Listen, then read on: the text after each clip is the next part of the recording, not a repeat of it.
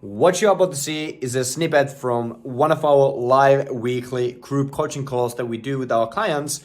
And on this specific one, we went over how to approach online lead source the right way in order to get more in-person appointments set with homeowners who are looking to sell their property, and how to get more listings with less time. And if you don't know who I am, my name is Eetu Häkkinen. I'm the founder and CEO at Meskula Media, and we help real estate agents all over US and Canada to get 5 to 8 new listings and become the dominant force in the market with 15 weeks or less.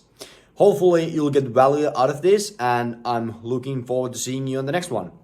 Bunch of things that you have been hearing on checking calls has been about mindset things and approaching the lead source, how to approach, let's say, phone appointments in order what should you do with those people in order to actually convert more and more. I think it's good to just dive into all that and basically to understand the whole client acquisition process, how that works, and how you should be approaching in order to convert more. We gotta understand that we're working with online leads and not a referral source. So the thing is that so if you really want to kind of scale this thing up, or you guys want to scale this thing up and grow the business, grow the team, we gotta understand the whole process of, first of all, getting the leads and then converting them, obviously. And everybody is talking about earning the attention, but in reality, we don't earn that. We gotta hijack it. And after we have hijacked the attention, then only we earn the right to retain it.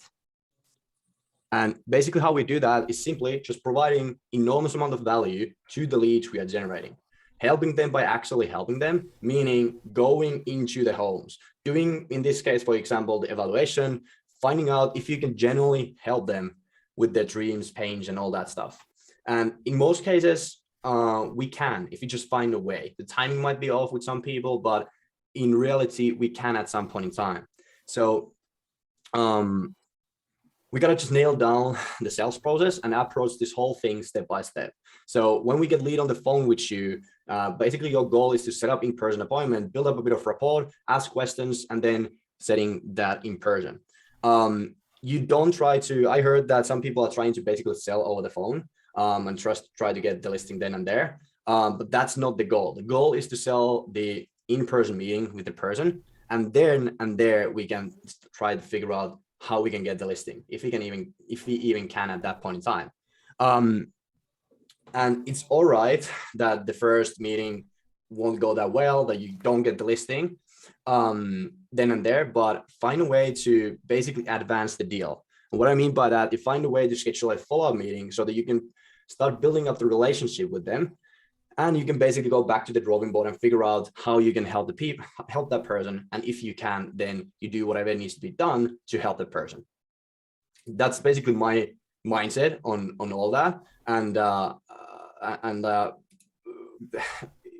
guarantee that when you're doing that way, when you're focusing on getting first into the home in person from the phone appointments, and then start figuring out how to get the listing, and if you can even get the listing on that point in time, then you will close more deals. You will grow the business, grow the team, and all that good stuff. That will happen if we actually want to help the people. And some cases, people will say they're just curious or they aren't ready right now, but we gotta figure out why. Like, why is the thing they aren't ready yet? Why is the thing they are thinking of maybe selling in June or July? What is the thing?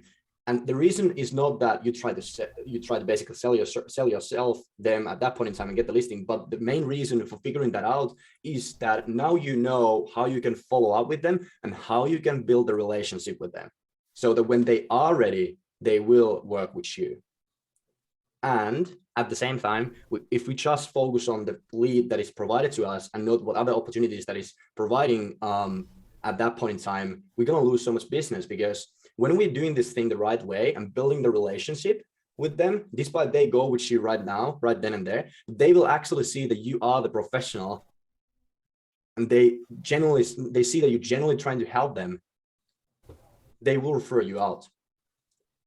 And that is where the true business is. That is also like when we nail down whole thing, it's not about the front end deals and front end cast, but how can you turn the one client into 5, 10, 15, or even more in the back end? And how to turn the one client into a person who will refer you out and who will transact with you multiple times over their lifetime. But like, basically the key takeaway from everything I just went over is that on the phone, don't try to sell yourself, sell the meeting. On the meeting, figure out if you can help them. If you can, do whatever needs to be done in order to get the listing. And one thing is that when people ask, people will disagree with me on this, but when people ask, can you just email me? I wouldn't even email them before I know the reason why they want me to email them. In most cases, when we're dealing with people who don't know us that well, they are just trying to say, I don't really want to use my time on this right now. Can you just fuck off? And that's like the thing. So that's why I would figure out what's the reason they want to email, and if there is actually a way to help them. Because in most cases, they won't open up the emails. We have statistics of that.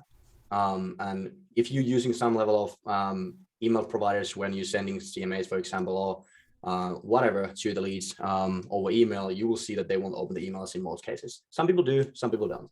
Can I jump in there for a sec, Eetu, or yes, am I interrupting? Definitely. So that is something that we're going to get a lot, right? Yeah. They're saying, okay, we made a contact. Now we want to sell the meeting. It didn't go the way we want.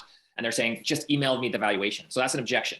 So the question would be, what is everybody doing to overcome that objection? What are 3 or 4 ways to do it? And what are the best results? What I'm currently using is, hey, I would love to give you a valuation, but there's so much variability on where your house sits on the street. It's curb appeal, the fixturing on the inside. Any number I just sent you over the phone is not going to be a very accurate number at all. So very quick meeting, we can come in, I can meet you, I can give you a really precise number so you know exactly what you're doing. So then you can make your plans, because I know you want to get moving and going wherever you want to go, right? You have an insight on this, Tommy? Yeah. Do you want like specific on the email objection or just objections in general? We can just go over both. Go with the email first. Okay, so I love what John said. Like that's one of the variations I would use. Like I would just approach any objection and how to handle it just by just acknowledging that first. Like John mentioned, like, hey, I would love to give you that, right? So just so you don't get that, what's the word? Resistance from them. So you can see them that they're on their side, and then just being honest about that. Like you can give them like a price update over the phone, but it depends like on 3 like general things, right? You don't know what the materials are in the house. You don't have any clue about what they've done. So it's gonna be something like, hey, I would love to give you a price update over an email. I can definitely shoot you one, and yeah. I would ask them like a couple of things just to so they feel like they've been heard. Like, is this the best email for you? What's your best email? And they'll say it's johndouglas@gmail.com. Okay, I was like, cool, awesome. So just so I make sure like that price update is more accurate. Have you done any renovations in the past 12 months? Something like that. And you go, and they'll just like, when you're genuinely interested in what, in their situation, you'll find in like 30 seconds, they'll suddenly forget about any objections. They'll start having a conversation with you. Yes, Rick. Rico on. Sometimes I do what's called relatable objection handler.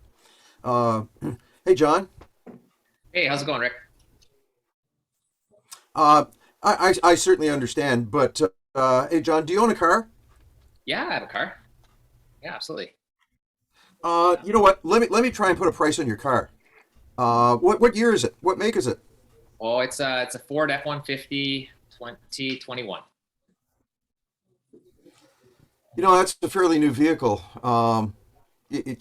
Would you mind if I saw your truck before I put a price on it?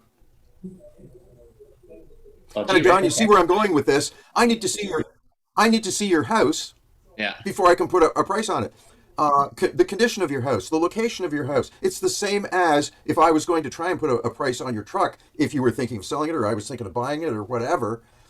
What I sometimes do is I take a different industry, take them aside just for a minute, and then bring them back into real estate. And most times they get a better understanding of what I'm trying to do. I'm not trying to go over and steal their stuff out of their house. it's a legitimate request. I need to see your property so that I can accurately put a price on it. Would Wednesday at 4 o'clock in the afternoon be okay with you? Wednesday you close for the appointment. And go on. Yeah. Yeah, I love that. Okay, if I bring the beer. I'm in.